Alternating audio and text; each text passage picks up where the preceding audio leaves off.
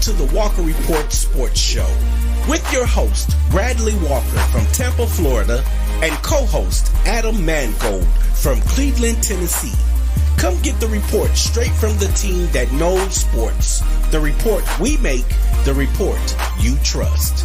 The call-in number is 512-543-4662.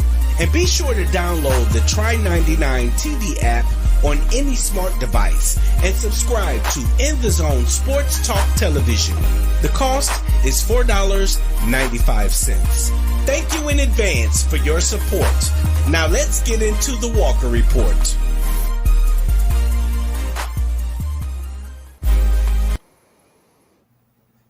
What is up, guys? It is the sports nerd Bradley Walker, and welcome to the Walker Report. Part of In the Zone Sports Talk Radio, part of NGSC Sports, guys. Remember the website. It's ngscsports.com for all your current sports content. And over there, guys, there's some articles by yours truly. If you want to take the time to read them. We are sponsored by two sponsors. We have creatingzenspaces.com, the local choice in St. Petersburg, Florida, for house cleaning, organization, decluttering, and pet sitting. It's about finding the peace within you and adding comfort to your life. And guys, remember, Zen Spaces begins with you. Be kind to yourself and one another. We are also sponsored, guys, by Garrett's Carrots. Hang on just a second. Let's see here. Just saw that.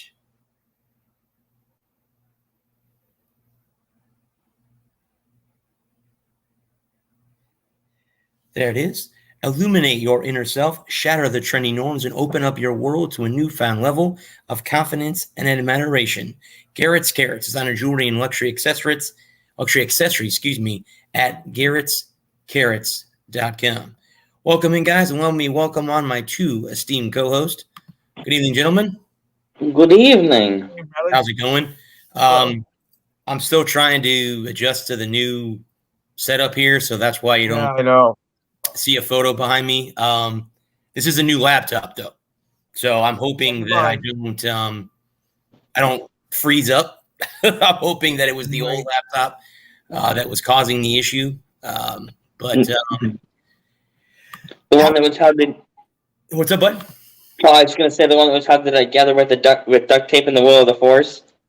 Yes. Yeah, the other one that I have, the hinges that broke, hadn't they? Broke on it.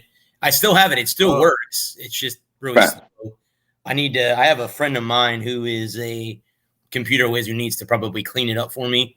But yeah, so this is the new setup. I ordered a cable to use my other monitor and messed that up. Had to return it to Amazon, so I'll be getting another cable soon so I can use that. Okay. We're winning on all fronts tonight, aren't we? Yeah, I know, right? I had a week to screw everything up, right? A week off to Definitely. Right. Definitely. How you guys doing? Everything good? Can't complain. Everything? Yeah. Right? I could complain, but no one would care. Yeah. So we are here. Again, guys, new setup. In case you're wondering if I don't talk into a microphone, there it is right there. I have a lot of people tell me in the past that, oh, you don't have a mic. Yeah, I do. You just don't see the microphone. Right. But for the microphone's privacy, we keep it off screen. Exactly. Yes. Exactly.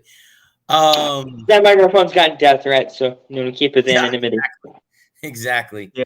Yeah. I cracked myself up. I'm still getting used to the thing, to the So am I. setup and everything else. But I don't have a new setup. I'm just running it off my phone, like I've been doing for like the last month and a half now. Yeah, me and Adam had to talk about that during the cigar.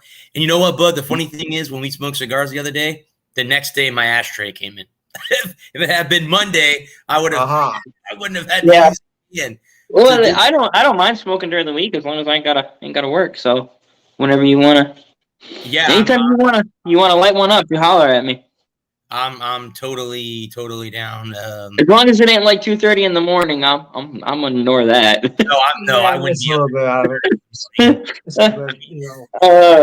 To be up at 2:30 in the morning, I better be like picking somebody up or recovering from a good night.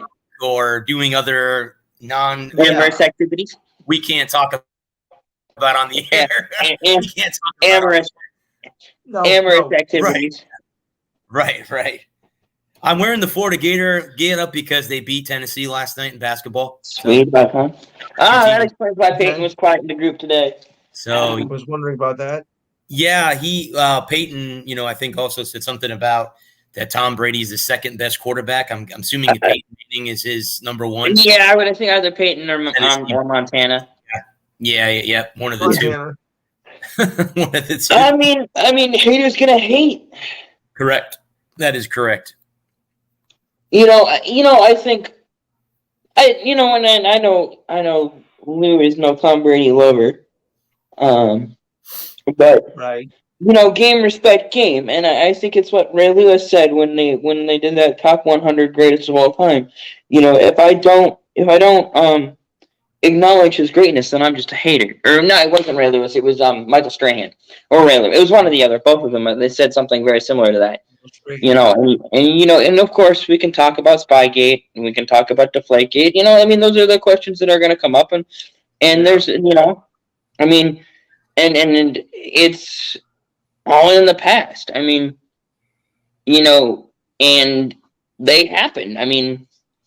And there's a large chorus of people saying, well, so and so didn't get into this and so didn't get into that because of their cheating, but yet they weren't punished for their cheating.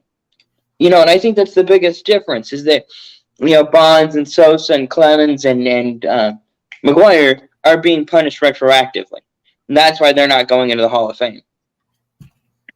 And I think that had they been suspended, and I think A-Rod, I think A-Rod's just being punished because he's A-Rod and nobody likes him.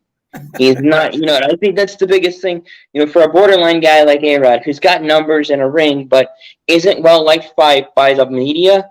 You got to be liked by the writers. If the writers don't like you, they ain't gonna put you in. Nope. Yeah, that's true. How's it going? Even started, and I'm already rambling.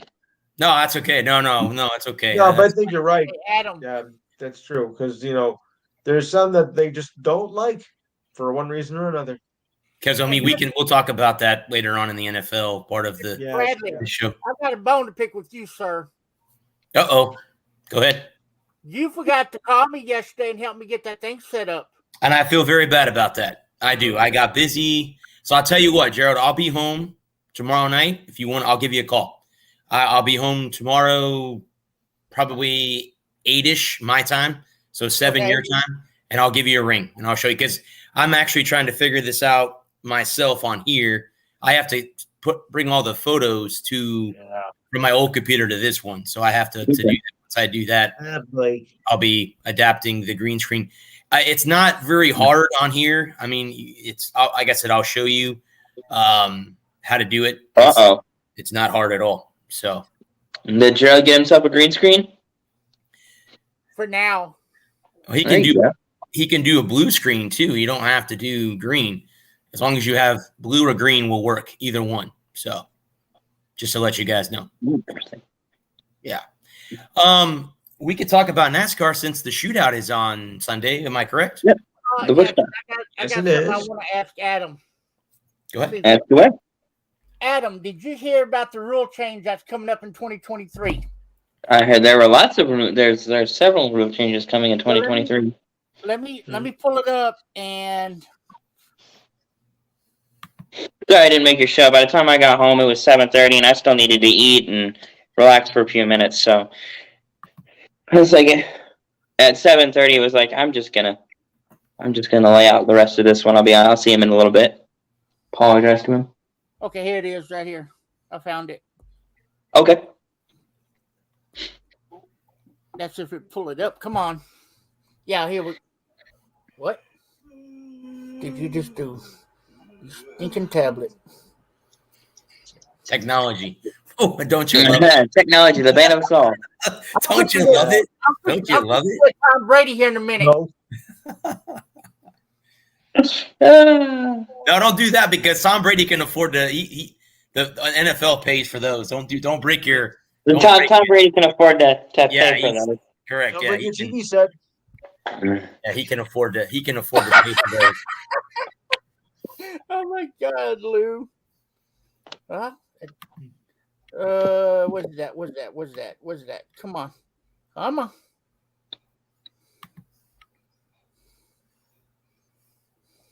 It's a No, famous player for you. it just disappeared on me. Oh, But it was remember when Ross Chastain drove up on the wall? Yeah. Hail Melon. Yeah. NASCAR saying no more. You do that, you're gonna be penalized. You're going to get a time penalty. I was going to talk about that too. So yeah, To me, that's taking the fun out of racing. Yes and it's no. always been done, right?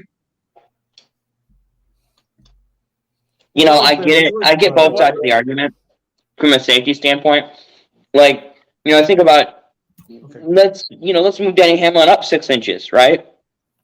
And Ross Chastain comes off the wall at 130, 140 miles an hour and slams into the back of Denny Hamlin. And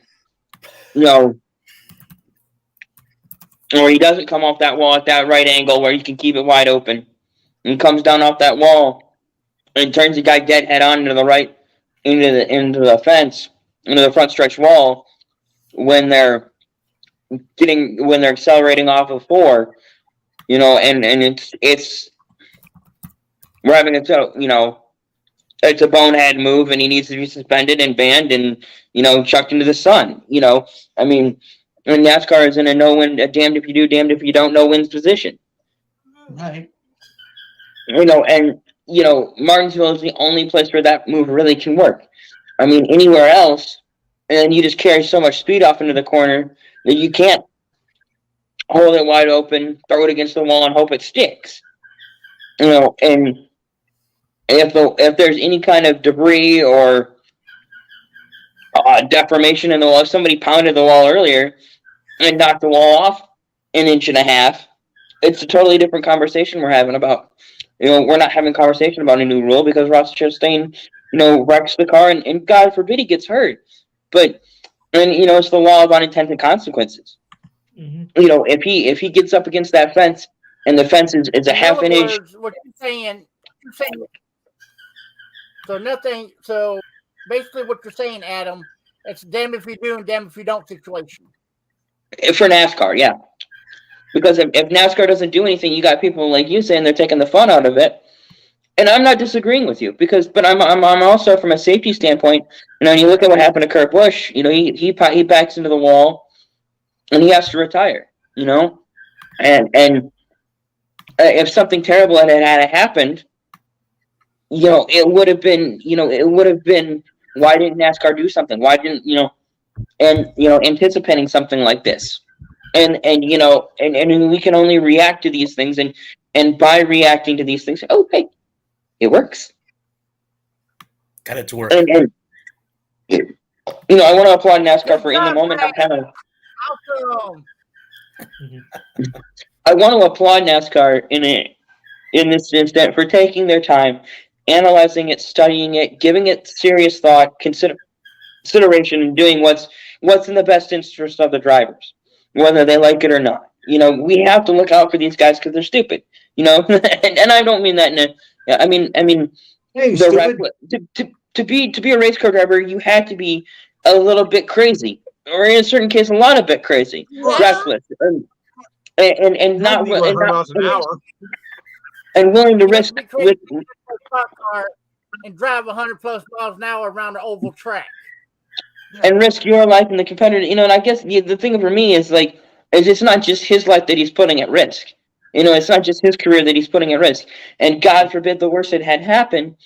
And, he had gotten, he'd come off that wall at the wrong angle and he had hit whoever was below him, just throw out a name there, Eric Almirola. Eric Almirola gets turned dead head on into the wall. And where do we go from there? What do we do? How can we go to Eric's family and go, well, it was just a racing deal. That's racing for you. When Chastain makes a move that is so out there in left field that it's not just another racing move. Do you understand what I'm saying? Is that making sense? Yeah.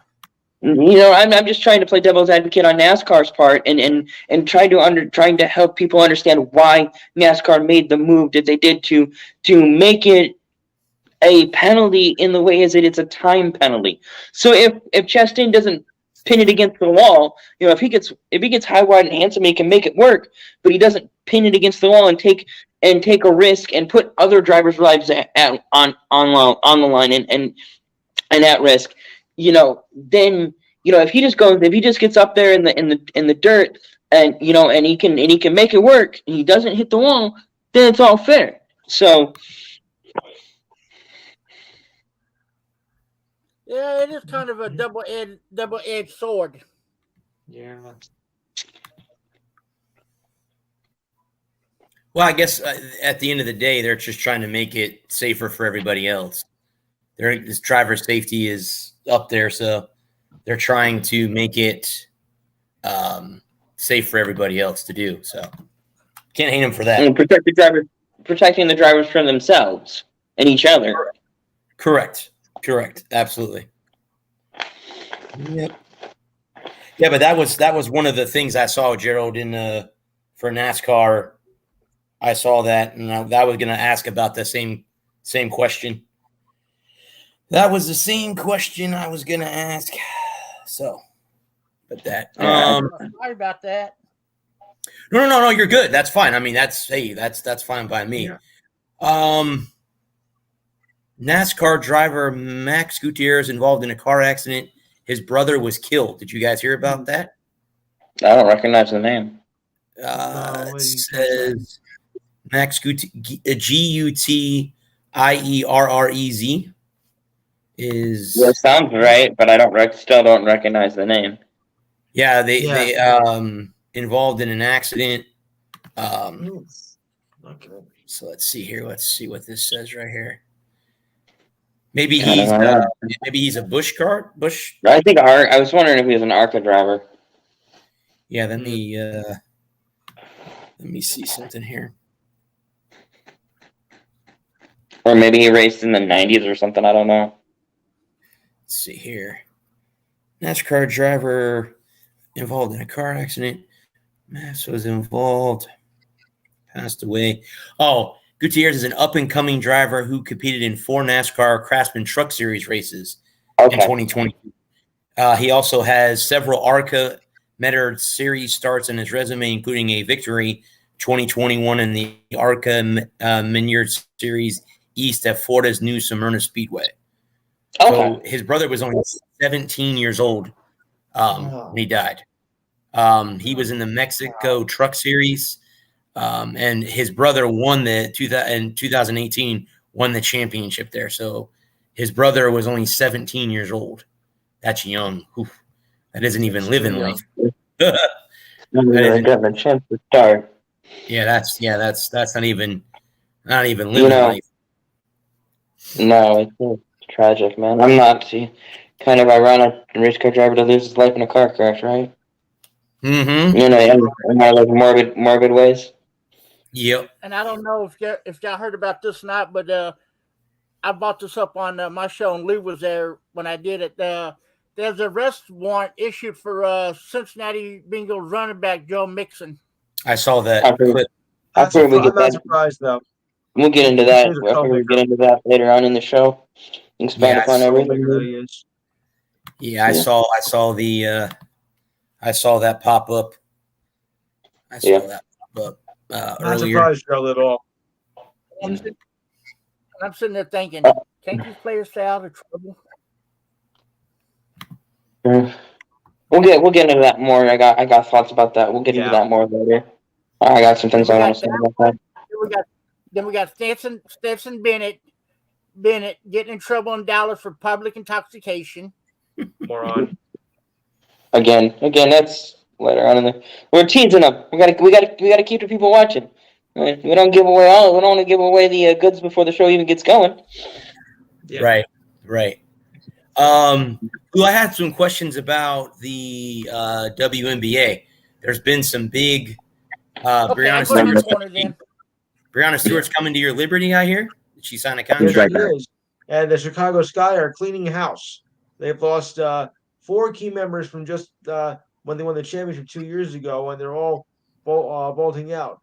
And Brianna is going west to east, so that might put now the New York Liberty in contention, and hopefully finally win a WNBA title. I hope. And did Candace Parker also sign with the Liberty too? Candace Parker, I believe she did too. Okay. I thought I saw that earlier in the week. And somebody else, I thought some other veteran player too also, I think, signed with the Liberty earlier before I got on here. I got the whole list. I got the whole list posted up. So, I'll go over it. I should post that on Saturday because I think we'll talk about that during on Saturday's show. For you fans of special interests. They are what? When does your season start? Is it getting ready to start up? Just before Memorial Day, week before. Oh, okay. So there's a couple more months yet. Okay. May 18th. Okay. Yeah, but the free agency period starts today. And that's why all those names have magically become what they are. Officially began, I should say. Officially began. But there were some before, let's just say they jumped the gun a bit.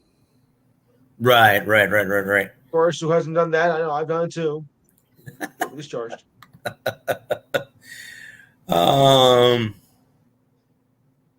So as far as the NBA goes, it looks like it's still Boston, but it looks like, according to an article on ESPN.com, that Boston's getting caught. The rest of the East is catching up. Watched them demolish somebody the other night on TV. Yeah, the Nets demolished the Celtics demolished the Nets. That game was over 5 minutes into the first quarter. That's what it was, Lou. Yeah, I remember that now. Yeah. Yeah. It was like 100. They beat him by like 40 points or something like that. Yeah. I think that was the final or something like that. 130. I think it was, correct me if I'm wrong, but I think it was 136 to 98. Yeah. Something like that. And their free agency is about ready to start soon, right? January 9th. Oh, okay. There you go. Yeah. So we're a week away. Next week it'll start. Okay. So next week, guys, we'll have some more NBA news. About all the NBA trade deadline is before the All-Star game, but the NHL trade deadline is later. Yeah. Because their season started earlier. So isn't that funny how that? I don't get the long layoff. Right. I never understood that. I figured since hockey started early, they would get their trade deadline and before the All-Star game, but it's going to be after the All-Star game, and it's a month after the NBA trade deadline. I never understood why. Yeah, that's kind of weird. How weird. I always thought it was weird. And yeah, the NFL, their trade deadline is long before the Pro Bowl or the anything like that. So yeah, I think it's tomorrow. No. The new NFL season starts March next month. March 18th. Yeah, so the day after St. Patrick's Day. I'll be at a Lightning game that day. Lightning versus Canadians in Amway Arena. And don't forget to wear the green. Oh boy. Don't forget to wear green. Sorry. God. I'll make sure I wear something green that day. Even though I guess I am kind of part Irish, so I guess I would have to wear some kind of green that day. So I can wear it. I do have Irish in me, so I do have to wear something green, but I don't because I don't leave the house hardly. I can wear a USF shirt underneath my hockey jersey to get away with it. It's not easy being green. Hey, return. Sorry about that, gentlemen. No problem. I have a question for the group. Fire away. Regarding All-Star, is it time to retire All-Star games?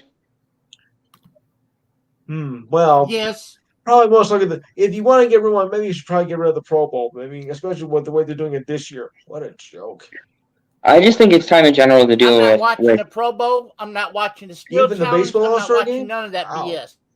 I just don't think it's necessary anymore. I mean, with the way 40, 50, 80 years ago, in the case of baseball, I think their first All-Star game was 36. If I'm wrong, I'm wrong, but 39. Okay. In 1939, there weren't 4 major sports networks that were 24/7. You didn't get to see the top stars. You didn't get to see Gehrig and Babe and whoever else. The names are escaping me now. On a night-to-night basis. Yeah, even in the 60s, even in the 60s and 70s, those guys, if you wanted to see, Jackie Robinson and Gibson and Danny McClain and Al Kaline, if you didn't live in that city, and you couldn't watch the San Francisco Giants, you couldn't watch the Texas Rangers if you didn't, but with the way things are now, and with the way streaming works, and out of as long as it's an out of market game, you can watch everybody play every game if you're so inclined. And so there's no reason to really have the All-Star game was to showcase the guys you didn't get to see in your city. If you lived in Detroit, and the best players were all on the West Coast, if you wanted to see them, you had to wait for them to come to town when they played your team. If you didn't and so if you didn't get to see that game, you didn't get. Well, good Lord, you didn't get to see them. Or if in the mid '60s, when the NHL expanded to 12 teams finally, when they expanded from 6 to 12, if you lived in St. Louis, you might see Gordie Howe twice a year. So an All-Star game was a great way to showcase the talent that you didn't get to see. But now, for me, I think it's completely unnecessary. Just give them a weekend off, give them 4 days. I kind of like the idea of a convention where the fans get to vote on their favorite players. Make it a true popularity contest. Let the fans dictate who their favorite player is on each team, and have a weekend where they sign autographs, they meet and greet. We talk, especially baseball. Baseball doesn't connect with young people. So instead of having a all-star game where the guys aren't trying, especially in football and basketball and hockey, where you're just trying to get through the game and not get hurt, and because in the case of the NHL and NBA, your playoff push, you're a month out from the playoff push. It's mid-February. In 2 weeks it's March, and then in a month it's April, and next thing you know it's the playoffs, and so you're just trying not to get hurt in a meaningless game. So instead of doing that, just make it a media event, like a convention where the best players in the league hang out, sign autographs, and meet with fans, and make it a charity event where you can raise money for the athletes' favorite charities. St. Jude, Make-A-Wish, the Adam Needs Cigar and Beer Foundation.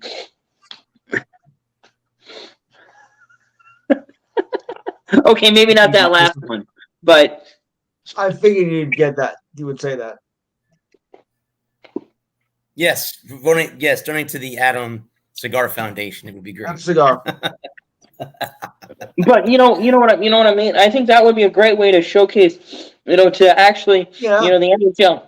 When they talk a big game about, like the NHL cares, the MLB cares, and all these, the NBA cares, and doing and community outreach, and why not have a weekend where each team, they send a representative to the city of the All-Star weekend, and then the rest of the team, they have a meet and greet with the fans where they sign autographs, they meet with kids and parents, and they do community outreach. They volunteer in soup kitchens. They organize a park cleanup, or other reading a reading program at the library, stuff like that, which really actually shows the public that they care about the city. Right. I agree. I don't know if that'll ever happen, but No, I'm just, that's just my Right. solution for, because nobody cares about these games. Nobody cares about the All-Star game. Nobody cares about the Pro Bowl. well, the only Especially thing that I would be worried about is the guys that get voted by the fans to this convention, because some of them are not the greatest personal people. They wouldn't Yeah. go to meet with fans. Yeah. Some of them would. I mean, most of them would, but there's a few Yeah.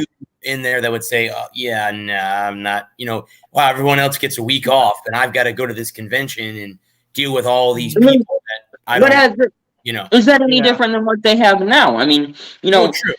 everybody else gets the weekend off, but I still have to go. And instead of having to go play a game, have it be a pickup game where, they play hockey with leukemia kids or something. I don't know. Make it an event that, make it an actual showcase of the, especially baseball. Baseball, they say baseball has no stars because baseball doesn't market its players. Mhm. So make it about, Right. make the All-Star Weekend about the stars of baseball. Have the Shohei Ohtanis and Mike Trouts and the Bryce Harpers of the world actually be and make it a fun event where they can let their hair down and they don't have to be wound up so tight that they're going to explode. Let them let their hair down. Let them joke and laugh and show their true personality. And I think that would really help to ingrain. Let them showcase their love for the game and not just their love for money. Because I think that's the big disconnect between the modern athlete and the modern fan, is the fact that no matter what position you play in, what sport you play, if you play at the highest level, you make 10 times 90% of what the average sports fan makes, no matter where you play in the world. And the income disparity between the top athletes in the country and the average sports fan is so staggering that we forget they're actually people. So in a way, it's humanizing the athlete and making the game, letting the athletes actually show that they care about the game and that they have fun playing the game, and let it just be a fun, free-flowing weekend where they can get out and mingle and meet with people. And we can let our, I understand there's security concerns, and there's the whack job with the gun that you will have to worry about. Yeah. But I mean, it is what it is. I mean, so that's my thoughts and my proposal on updating, improving All-Star weekends. Yeah, well, of course, what Bradley said, I don't know how, because some of them are not, actually people persons, and how they can be obnoxious, asking for autographs and stuff. I'm like, why am I doing this? Why can't I afford it? Why do I go to this cockamamie thing and whatnot? So, I like the idea, but Bradley has the point too. I mean, like, I'm not, it's fine to be golf. I don't really deal with a bunch of people who are push and shove and trying to whatnot. So it kind of goes both ways. Right. I kind of think, for me, that's kind of why I like it being a whole weekend event. So it's not just, it's not just 6 hours or 4 hours, and you've got 4,000 autographs that you've got to get through. Have it be a whole weekend event where you can spread it out across the weekend. And in hopes, maybe Lou too, with that, maybe you'd have those guys that are not person saying, hey, you know what? Out of that week, maybe I only have to be there one day, and then I'm out. Right. And maybe you can invite other fan favorites that are not superstars, but say, you know what? I love the sport. I love the people who watch us, whether that's on stream, TV, come to games, buy memorabilia, buy our gear. I want to be there for them. But again, some athletes are just, absolute dicks, when it comes to that. I mean, I wouldn't have a problem with that. If like we take off and we're at a signing, I'll sign as many autographs as I can. Right. That's exactly what we're here for. Me Because too. like I said, my autograph's going to be worth nothing because I'll sign anything you put in front of me. Sure, same here. And, if we were ever to the point where we had a large enough fan base where we were doing live events, and somebody came up and wanted my autograph, and they wanted me to sign their toaster, or their baby, or their kids, or whatever, sign my What? Did he just say booby? Yes, he did. He's allowed to say that on the air. That is clear. We are clear. That's okay. I mean, it's like. Did he say that though? Did I just hear him say that? Yes. Yes. I'll sign anything you want. Check that down. That on the third show or fourth show of the year, we had that. I mean, as long, obviously I can't assign any publicly inappropriate places, but cleavage. Jeebus Christ, cleavage is definitely in. Hey, all the movies you see, that they send autographs, that does happen. Oh yeah. People have asked, "What's the craziest thing you've ever had to sign?" And, there's everything. Like all I had was an orange, so I put my orange in my pen out there, and he signed my orange. I mean, people want all kinds of things signed, and people. Yeah. Yeah, whatever. It's something that it's a hard enough, flat enough surface with a writing utensil. I believe I killed Gerald. He's in disbelief. Oh. I don't think he's coming back. There he goes. Blink Not today. Blink twice if you're okay. I don't know. He might have frozen.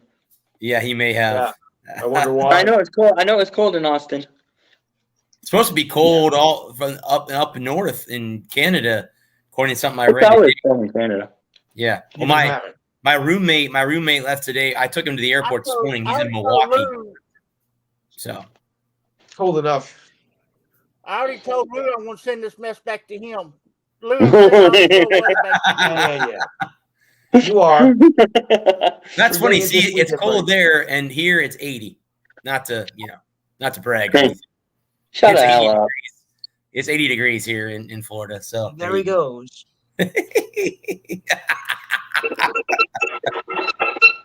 Yeah. Yeah. So. And that's what I have to say about that. It's supposed to rain tomorrow, and it's supposed to cool back down. No, it's only 73 degrees. Yeah. Ooh, break up the parka. My roommate's in Milwaukee, and I think he checked the weather today. It was like 19 degrees up there with snow. That's normal for them. In Milwaukee. So, that's bog standard for Milwaukee. You back, bud? Yeah. He left here this morning. It was 70, 78, and he flew into Milwaukee, and it was 9 degrees. So he lost 70 degrees in temperature. That's a pretty strange place to go for a vacation. He's there for a cosplay convention. He's a cosplayer. Anybody knows what a cosplayer is? They dress up like their favorite anime. That was kind of my idea. It's like a con. A sports con where your favorite players are going to be there. You get to meet and greet, and you have legends and sign autographs and that kind of idea. That was my kind of idea. Where obviously, of course, like you said, they're going to be athletes that have no interest in doing that. Okay, fine, whatever, be that way. But for the vast majority, I think they understand which side of the bread they're. I can never say that correctly. Which side the bread is buttered on? Oy vey. Yeah. Who gave me a speaking job?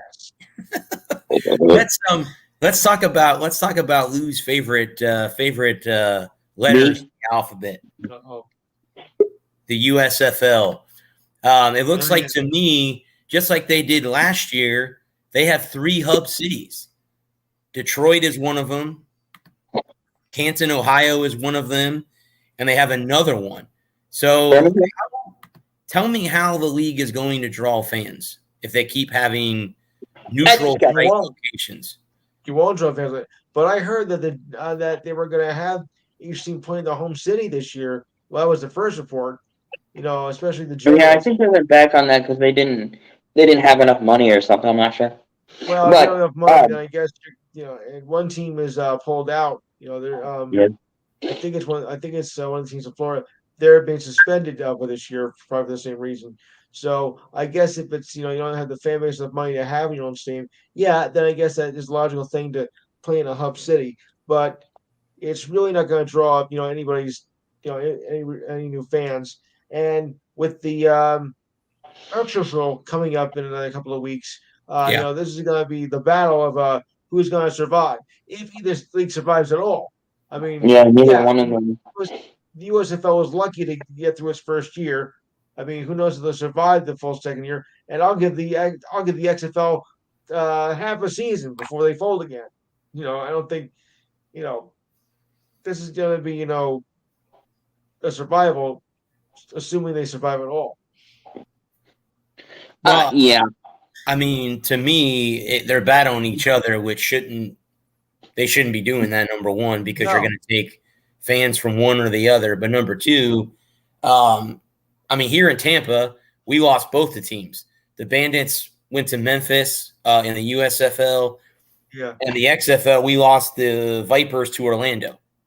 So, right. I mean, we don't have – I mean, I haven't been asked to cover them, and I'm not driving an hour and 2 hours to Orlando one night a week to cover them. That's not in my – not happening, because if it was pro football, be a little bit different, but it's not pro football. So, and I was there for like one Vipers game before the league shut down by the pandemic. So I could say I was at least one XFL game before the. The easiest way for them to draw fans? Etch a sketch. Very true. Very true. I mean, but really, in all honesty, Lou's not wrong. I don't disagree with him. I mean, how do you draw? And not just draw a fan base, but sustain a fan base that I kind of liked the USFL last year. I mean, was it NFL football? No, but was it better than nothing? I mean, yeah, it was better than nothing. It kind of filled that gap of not having any football between the Super Bowl and training camp, spring, August. And it wasn't the worst football I've ever sat through. It was okay. It wasn't it wasn't anything to write home about. It wasn't like I had to get on here and extol the virtues of the XFL every week. But the handful of games I did watch were okay. They were okay.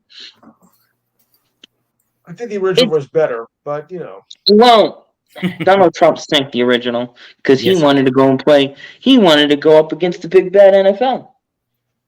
Correct. And the only one that wins is the NFL. Right. Yep. That was a dumb move. But, the original was better.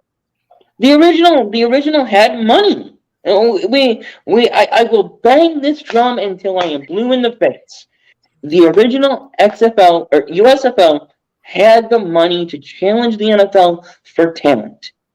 The new XFL, the new USFL, they don't have the money to challenge for the talent. True. Even the bottom of the league, even Mr. Irrelevant, Brock Purdy, was not going to sign with USFL. USFL. I want to say one of the former Packer quarterbacks, not Jordan Love. Who was the other one that backed up Aaron Rodgers in Green Bay before Love? Somebody else. One of them signed with the USFL the other day, from what I read. Yeah, I can't remember the quarterback's name, but yeah, he signed with the USFL the other day. But yeah, it's here. Speaking of the XFL, I guess they announced rule changes. See what those rule changes are in the XFL. Let's see here real quick. No body slamming. They tried to do that in the first one when McMahon had it originally. He tried to do that, and that didn't last very long. No. Okay, so new possession option and centralized replay among changes. The XFL announced its official rules for the 2023 season, which includes innovative changes in the areas of clock management, play reviews, and late game possession designed to improve gameplay and enhance the fan viewing experience. Popular rule innovations such as tiered extra points and double forward passes will carry over from the 2020 season. Teams will continue to line up for 5 yards apart on kickoffs, as they did in 2020, resulting in fewer injuries and a 92% return rate. Speaking of that, guys, would you like to see that happen in the NFL? That whole return rate thing that they do in the XFL, where they line up that close and they can't come after you until the ball is caught by the other team? Would you be okay with that if they did something like that? I'd be willing to give it a try. Okay. Yeah. I wouldn't. I don't know. I kind of think the kickoffs are silly. Just give them the ball to the 25 and be done with it. Well, I mean, Yeah, that's what I it is. Even in college football, it's the same way.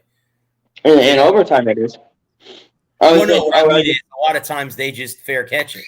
They don't. Right. They don't run back. I mean, honestly, at the end of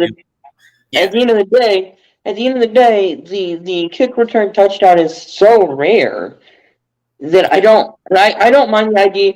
So for me, it would be you kickoff or down at the 25, automatic 25, or even you go back to the 20.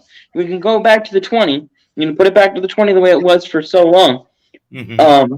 The automatic ball to 20 or one untimed 8-yard down. Mm-hmm. I think that because I think 8 is. I think that 8 is perfect because I think 8 is makeable, but not too makeable. Because I think 15 is all but impossible. You'll never, how many times do you see 4th and 15 converted? I think one untimed down of 8 yards. If you gain the 8 yards, you get an extra possession. Mm-hmm. Make it even more interesting. Make it the special teamers. The special teamers have to execute the play. There you go.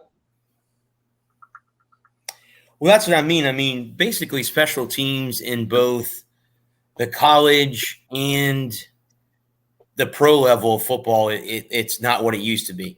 I mean, there were times that kickoffs meant something, like the Dante Halls, guys like that were set to return kickoffs.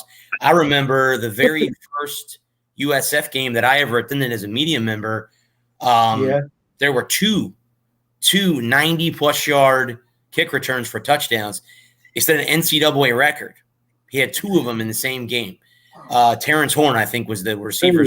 He tore his ACL. I don't think he's been playing ever since, but he did it against Georgia Tech. It was an afternoon game. It was like a noon kickoff. And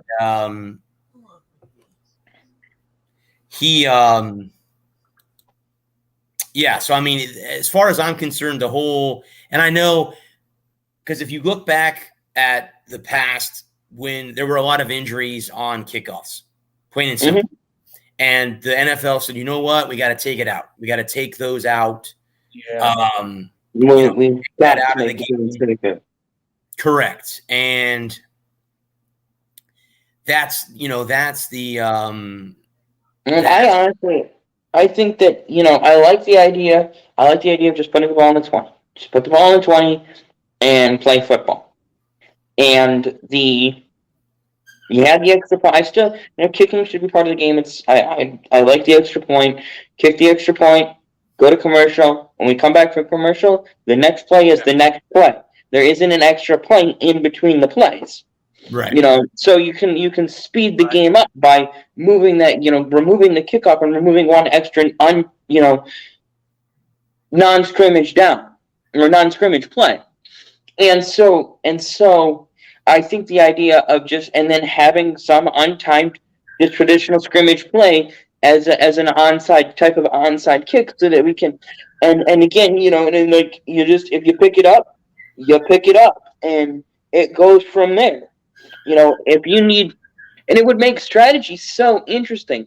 If you're down by 9, and there's 48 seconds left, do you kick? Do you go for it? Knowing that you need, it's fourth and 4 from your opponent's 34. You're gonna snap it at the 38. So you're looking at a 45-yard field goal or 48-yard field goal, right? Or so you snap it and you kick it, or even though let's make it even more interesting. Let's say there's 8 seconds left in the game, and 8 seconds. and it's 4th and 4, and you need 9 points, right? So you kick the field goal, you attempt the 48-yard field goal, and then on that untimed down, you have a shot to launch a Hail Mary. Mhm. You know what I'm saying? And it's opposed to trying to pray you get an onside kick. Yeah. Well, and then that's another thing that doesn't happen very often anymore either. And it's even when it did happen, it was very hardly ever successful anyway. Correct. So I think the idea of having one 8-yard play from the 35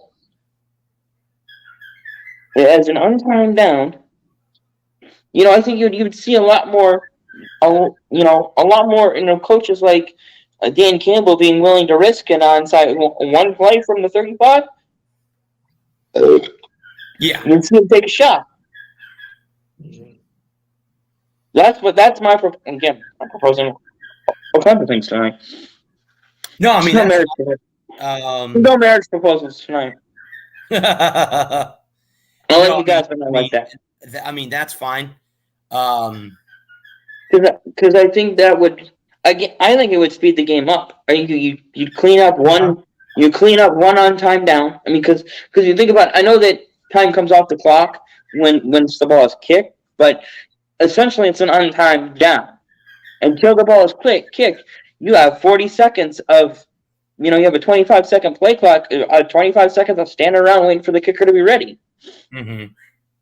So, touchdown, kick the extra point, go for 2, whatever.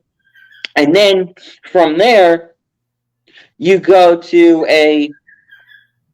commercial. When they come back from commercial, we're going into the next drive. The offense is on the field, and the next play is a play from scrimmage. I'm actually, guys, going to go see a rugby game on Saturday, USF. I'll be doing a podcast from 2 to 3, and then at 3 o'clock, I'm going to head to St. Pete and go see them play rugby. But same thing with them. I was asked today by my boss, like, what are the, why are the rules so different in rugby? I said, well, rugby doesn't stop. The ball goes out of bounds, right, or someone scores. That's when they stop. They don't stop at all. They scrum. Nope. And you can only tackle the guy with the ball. You can block people, but you can't tackle the guy unless he has the ball. And then again, they can kick it. Their touchdown is 5 points, and then they kick the extra point, which is 2. It's still 7 as it is in the NFL, but they have a different rule. And again, their ball. If people are new, a rugby ball is kind of shaped like a cone. It's beveled on the edges, so you can drop it a lot easier compared to an NFL ball that is tipped at the ends. So rugby's a little bit different, but yeah, I mean, I agree with that. I think, that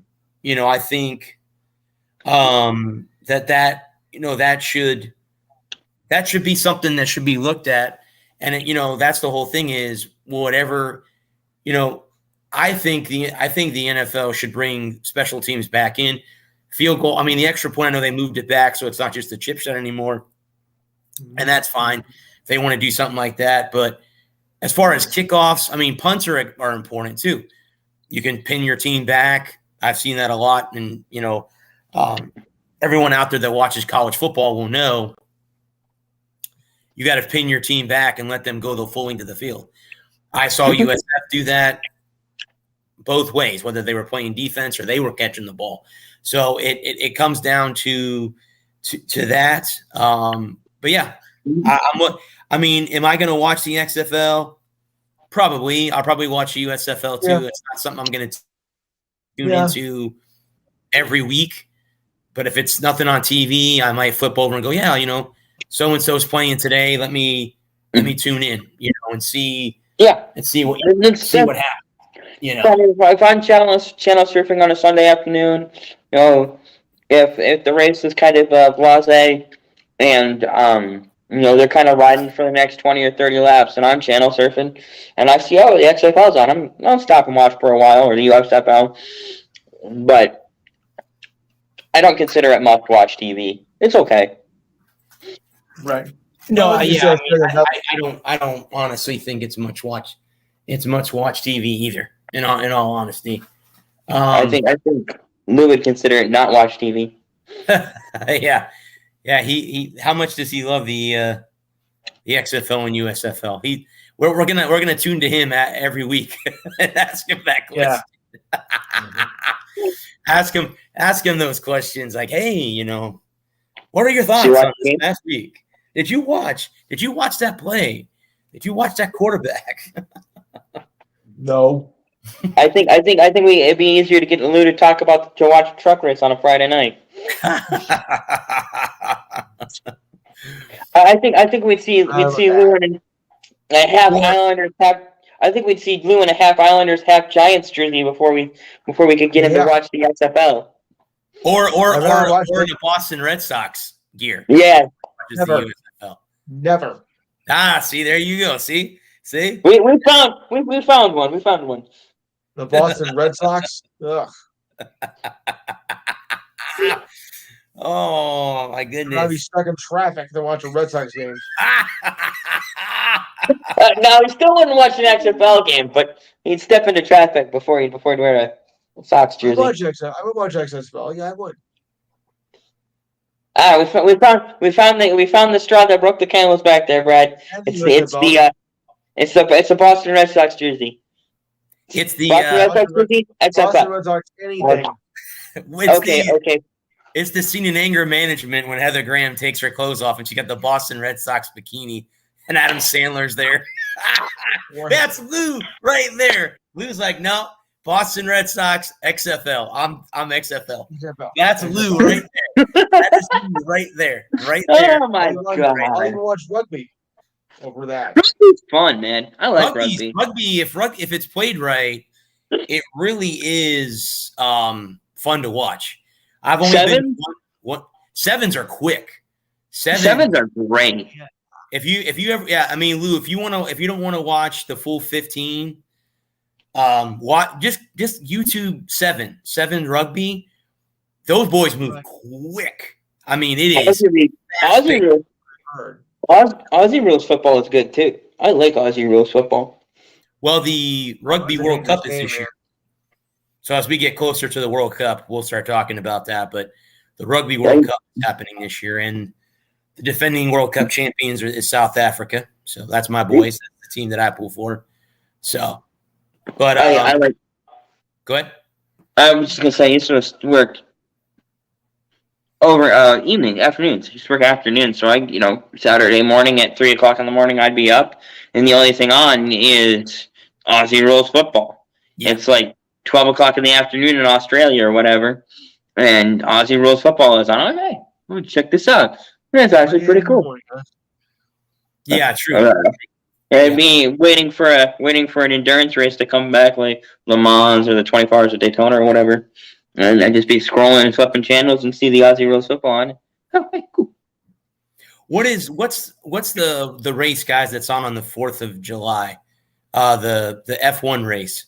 That's the what's the one that's on Monaco? It's right. Memorial Day. I'm sorry, I got the wrong holiday. My fault. It's in Monaco. It's on Memorial Day weekend. I got up last year on Memorial Day and turned it on, and there was a friggin' rain delay. I know, right? I'm like, the one year I got race on. Yeah. We've gotten up together, and we're gonna watch the F1 together, and there's a damned rain. I'll be damned if it ain't raining. I turned the rain on, and it's like they're under a rain delay, and I'm like, you got to be joking me. The only time I ever turned the race on, because you and Lou talked so passionately about it that Thursday, I'm like, I got to watch this. They talked about it, and freaking rain delay. And I'm like, and then they didn't get the race started until like, I don't know, like 12:30 in the afternoon. Yeah. Local time. I mean, it was Not like, pretty good. yeah. This Let me ask you two guys, and I'm going to say yes to this. Would you like guys to attend that race in person? Would you ever guys in a heartbeat. go to Monaco? It's a bucket list. It's a bucket list race. Yeah. I would be. I'd be in, even though I'm not a Formula One fan. I would just go just to experience it. In all reality, it's probably third on my list. Yes. Daytona, Indy, Monaco. Those are the three because I'm knocking Charlotte out this year. Right. Yeah. You'll be there with me.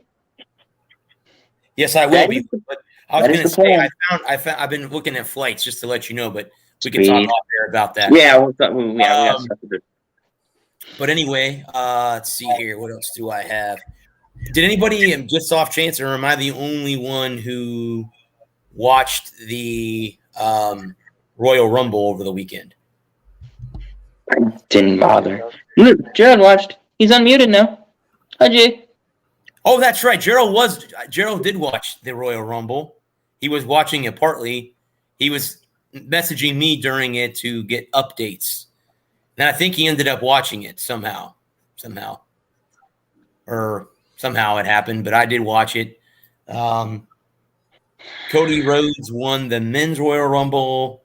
Rhea Ripley won the Ladies Royal Rumble. Roman Reigns retained his title. That was the biggest BS scene at the end of that pay-per-view. WWE went way too far with that. Let's see. What's his name retained her title against Alexa Bliss. I can't think of her name now. Bianca Belair retained her title. And that was it. There's only 5 matches, and I think Elimination Chamber is next. WrestleMania, I think, is if I remember, correct me if I'm wrong, is a two-night event thing. So yeah, like April 18th and 19th this year somewhere. It's in April. Yeah, my buddy that I went over to watch the Royal Rumble at his house, we made a deal. One night we're going to be at his place. Next night we're going to be at my place. So I'm going to get to watch both. Both nights of the Rumble. Or use his Peacock login on my Fire Stick so we can watch the pay-per-view through streaming that way. But anyway, yeah, I just wanted to mention that in case anybody wanted to. ML, go ahead, bud. I didn't watch. I like Rhea Ripley. She's cool. That's all I got to say. She's going after Charlotte Flair at WrestleMania. That's who she challenged. So it's too bad China's gone. Because I think they would have had a great rivalry. I think those two together would have been excellent. Just like The Undertaker and Sting. If both of them had been healthy enough to face each other, I think that would have been kind of a cool thing. Or What about Bray Hogan Wyatt, and Sting? or Bray Wyatt or somebody like that too. Yeah. Did you mention peak Hogan and Sting? Oh wow, there you go. Yeah. Oh. Yeah. Well, did we have Peak Hogan at Halloween Havoc when Sting came back as the Dark? Did they actually face each other? They did. I don't know. At Halloween Havoc, they did when Sting first came back with the whole crow outfit. They were. I think that was kind of prime Hogan. I don't know. It's kind of prime second run Hogan. Yeah, I mean it wasn't the American, or what was it called? The real American, Hello Hogan. It was the the Hollywood Hogan. NWO. Hollywood Hogan.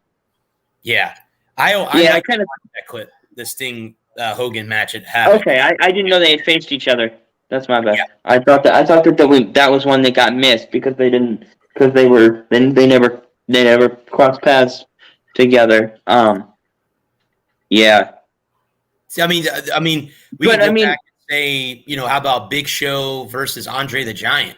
I mean, how cool would that have been to see? Yeah, those I know two? that would have been amazing. Yeah. For a little while they build Big Show as Andre's son. Yeah. Yep. It's just sad that we didn't get a chance to see that. Yeah. Andre's health deteriorated before we saw Big Show, or he was prior to becoming the Big Show.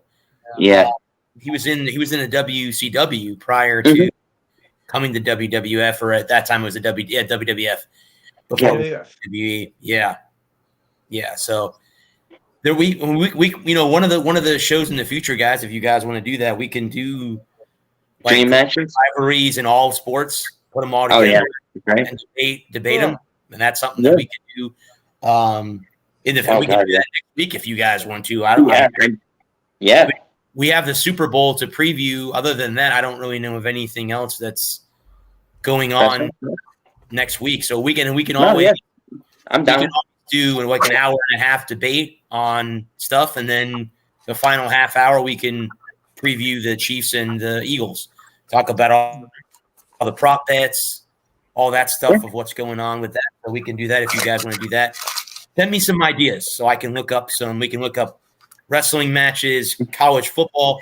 I was watching a video the other day, a YouTube clip about the greatest conference championship games that we never saw because we lose.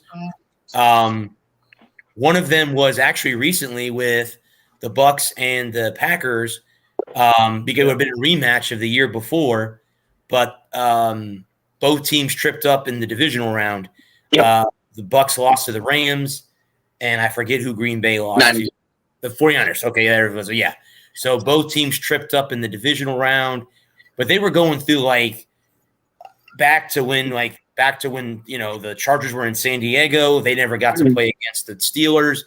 You're talking good matchups that we never got to see. So if you guys want to do something like that, I'll go through the video. Yeah. I don't know if we could. Are we allowed to play the video, or are we going to get copyright? No. Yeah. Send me the link to it so I can at least take a look and get an idea of what we're talking about. I mean, definitely be interesting. I can do that. Yeah, I can do that. We were talking about rivalries. The first name that popped in my head was Andre Agassi, but I can't remember. I can't remember. Agassi Sampras. That's I would say Agassi Sampras. There you go. Absolutely. McEnroe Connors is definitely. I was thinking McEnroe versus the world. McEnroe Borg was the best rivalry in men's tennis. Yes. Might be the all-time greatest in my opinion.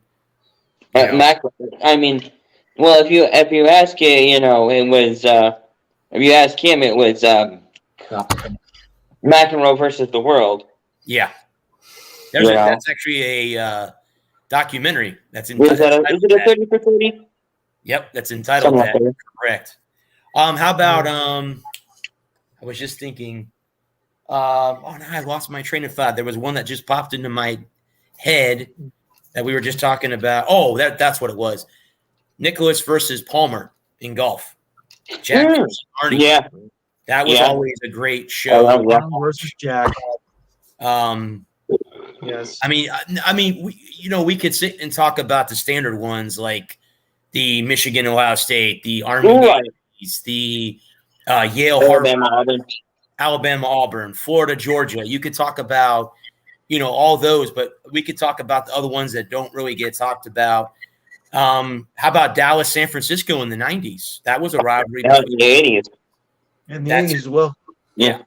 So, leading up from the late 80s to the 90s, you could talk about those. Oh, yeah, absolutely. That was another one on my list. I was thinking Gordon Earnhart.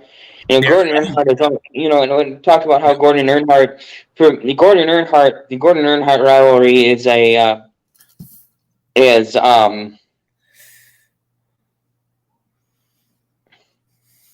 mystique. It's nostalgia because Gordon Earnhardt, they were kind of friends. And they were rivals, but they weren't Gordon and Waltrip. If you want to talk about Dale Earnhardt's rival, it was Gordon, it was Waltrip, it was Bodine, it was Wallace. Those were Dale's real rivals. Well, I was going to say, how many other ones were there in NASCAR outside of those two? Would you say? Patty Pearson, the Allisons and the Yarboroughs. Okay. I mean, there have been some great Kurt Busch versus the world. I mean, there you go. Brad Keselowski, Carol Edwards. That was a good one for a while. What about Detroit, Colorado? Detroit, Colorado, and the hockey, correct. Yeah, in the 90s. Best hockey rivalry. Well, then you could say, how about Boston, Montreal? Mm-hmm. Yes. Boston, Montreal was they still hate each other. Oh, yeah. They still hate And then, Original 6. if we're talking about greatest rivalries, you got to talk Boston, New York. Oh, yeah. Yankees, Red Sox, Knicks, Celtics. Yes. You can go down the list. Yeah. Yep. You can go down the list. Yeah, that was there's been I mean, we could talk about that stuff. Write them down, guys, and just send me something. Boston, And Philly. I'll just go ahead and Yeah. I'll prepare them. You know what I mean, for next week, and we could talk about we could talk about that stuff next week. I was looking up something real quick. Hang on just a second. I wanted to see. Oh, what about Philly and Boston? Let me see if you guys can name this movie. Trickle versus Burns. I want to say Tin Cup. Nope. Not Tin Cup. Not Tin Cup. Cole Trickle versus Rowdy Burns. It should be a very good one. Rowdy, yeah. Thunder. Thunder. Yeah. We can make up some movie ones. Yeah, we can. You can make up. What about if we're going to talk about movie ones? What about the greatest sports movie ever? So based on a true story. Which one? Miracle. Miracle. USA versus the Soviet Union. Yeah, 1980. Lake Placid. Mm-hmm. Or you could even go as far as saying the Ducks and Kings. No, who was the Mighty Ducks? No. Who was their? Oh, Iceland. Team Iceland. Well, that was the second one. The first one I'm talking about. Who was the team they played against? It was the Ducks and somebody else. The snooty rich kids. Yeah, it was the rich kid team, and I can't remember their Blades. They were the Blades. Yeah. They had that hawk. No, they were the Hawks. The Hawks. There it is. Yeah, because Adam Banks played for the Hawks, and then he went to the Ducks because he moved in. Yeah. So we could talk about that too. We could talk about absolutely. Trickle versus Burns, Ducks versus Hawks, USA versus USSR, Lauda versus Hunt. There you Lauda versus absolutely. What a rivalry that was.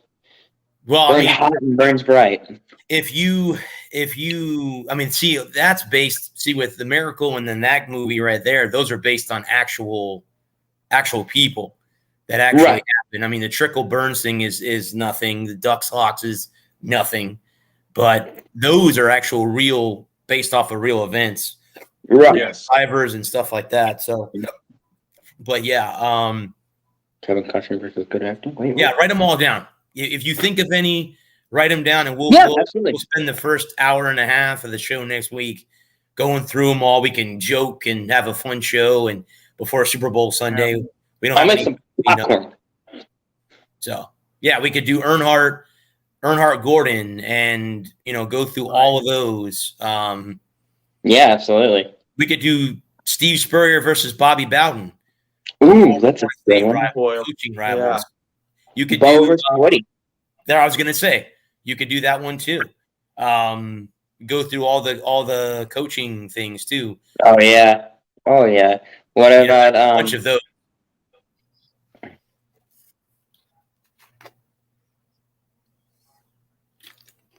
I can't think of any real NFL coaching rivalries. I'm drawing the blank. Don Shula versus Marv Levy? Tom Landry? Tom Landry? Who would you... Tom Landry versus Chuck Noll? What about Tom versus... Dallas and Pittsburgh? What about Tom versus Don? Yeah. Cowboys Colts? Cowboys, Colts, Cowboys, Dolphins. Yeah. That's Bill Belichick. I was thinking Bill Belichick, but I mean, he was when he had Brady in the 2000s, he was just so much better than everybody. I was going to say, not there. Eric Mangini. Maybe Andy Reid. No, I mean, no. Andy Reid. What about maybe Tony Dungy? Who knows who I'm talking about with Eric Mangini? He knows who I'm referring to. Yeah, I know. Yeah, it didn't. I was just talking earlier about Spygate, so I thought I'd bring that up. Yeah. No, definitely. Yeah, Bo versus Woody, definitely. Bo versus Woody. You know, I think it's easier for college coaches because the coaches are more the face of because the turnover is so high in college football that the one constant is the coach. You know, like Bobby Bowden versus Steve Spurrier. Yeah, thank you. Like you had said, you know, the one constant. What about Joe Paterno and versus everybody? I mean, you know, like he didn't. What about oh God, I just had one. Lou Holtz versus Lou versus Jimmy Johnson. That's the one. Thank you. Uh-huh. What do they call that? The cons. What do they call Catholics that? versus convicts. Catholics versus the convicts. Yep. Because they consider the University of Miami a bunch of criminals. Well, because they were a bunch of criminals. They were a bunch of thugs. I mean, let's not mince words here. Those great Seminoles teams, they were a bunch of cons. They were not or Canes team. Sorry. It was the Canes. I don't say that, Rich. Rich will get on you. I know, right? Tell me about my attitude again. Oh, wait a minute. Rich can't. Obviously he can't watch. We have to post it later on. But yeah. Not watching. We'll have to get in. I was kind of hoping Gerald would stick around for the end of the show because you need to tell him to come back before the end of the night. So there he is. I think we're gonna have a conversation. Yeah. When the show ends. There'll be a meeting of the minds here after the end of the show. So stay tuned for that, or don't. Jordan, if you wanna, you don't wanna be here, bud. That's okay. I'm not gonna, say anything. If you wanna stay there, that's fine. If you wanna go back out, that's cool too. I don't care. But yeah. Let's do that next week. Let's write them all down. I'll write some down. Definitely. And then by the time next Thursday rolls. And Lou, you think of some too. I mean, I'm sure you have some too. You're an NBA guy. There's got to be some NBA. I mean, Knicks Pacers. How about that? Knicks Celtics. What about Celtics? How about Boston? Boston, LA. Detroit and Chicago. Detroit, Chicago. There's another one. Chicago. Yeah. We talk about the Malice at the Palace. We could talk about the Malice at the Palace. I was referring to that yesterday. Talking about that yesterday, where we were talking about players going into the stands. I think it's only happened a couple times in hockey. Oh, that's what it was. Who was Mike Milbury beat a man with his own shoe. Mike Milbury went into the stands. It was the Bruins, right? Is that who he was playing for? Yes. Was it Bruins Canadians? Or was it Bruins Islanders? I think it was Bruins Canadians. I want to say it was Bruins Canadians. Am I thinking Boston Toronto and not Boston Montreal? Am I getting the two Canadian teams wrong? Is it Boston Toronto more than Boston Montreal? It depends on what part of Canada you're in. Toronto. I think it's Boston Toronto more than it depends on what part of Canada you are in, good sir. True. It depends on what part of Canada you're in. Because honestly, in Montreal, Montreal versus Toronto is a great rivalry. What about the Battle of Alberta? Edmonton and Vancouver? Edmonton and Calgary. Oh, Calgary. I'm sorry. Calgary. But no, it really depends on what part of Canada you're in because they hate the Montreal hates Boston just as much as Toronto does. I mean, and they hate each other. The only people that hate Montreal more than Leafs and Bruins fans are Canadians fans. So isn't yep. Speaking of that, I'll be at the game off after St. Patrick's Day against Montreal. And I'm going for one of my friends' birthdays. Montreal, the Canadiens. The Canadiens, coached by Martin St. Louis, the former Lightning player. Yep. Any player. It was funny. I was talking to one of the Canadian they were the Royal Canadian Air Force jump team, and this is another tangent and a total aside, but it's what I'm good at. But he was talking about being in Quebec and then being in the French part of Montreal, and he can't speak French Canadian. He's like, I'm not very. But if I go to Paris, I'm great. Can nail it. See, in my own country, I can't speak. I can't communicate. But I go to France, and I have no problem talking French. They have a different kind of French in French Canada than they do in Paris. Yep. Wow. Kind of like the Spanish that they speak in Mexico is totally different than the Spanish they speak in Spain. Did not? Well, I mean, English people say we speak American. You don't speak English. Right. You speak American. We speak American English. Yeah, that's So right. I was. English is speak American. It was. I got a friend from work who's going to England in March, and I told him he needed to brush up on his English. Drink a lot of tea, eat crumpets. Drink a lot of tea, eat crumpets. He'll fit right in. You gotta know what a. Fit right in there. He'll fit right in. Speaking of that, guys, MLB spring training's right around the corner. Well, can it tell it to bring spring with it? Yeah. You mean the weather? Yes. Is that what you're talking about? Yeah. Baseball's too much. I know the Rays are going to be their spring training facility got damaged by Hurricane Ian last year. Right. They are spring training in Disney World in Orlando, and then the other half they're going to be playing at Tropicana Field, where they play baseball, which the city of St. Pete voted on the other day, and they picked to redevelop a stadium for the Rays. I don't know. Interesting. And the only problem with that is, and it hasn't worked. I don't know why they would want to rebuild a stadium on that site. It's not working. It needs to be moved someplace else. And I just finished my Rays article.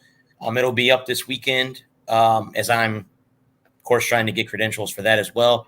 But I mean, it comes down to it doesn't work in St. Pete. So why would you want to spend the money there when you can redevelop that land, put condos in a shopping center or bars or whatever, and bring downtown St. Pete more that way? Because again, and as you guys know, being around sports as much as we have, what is like when you walk out of a major stadium, what do you see? Bars, restaurants, entertainment, right? Mm-hmm.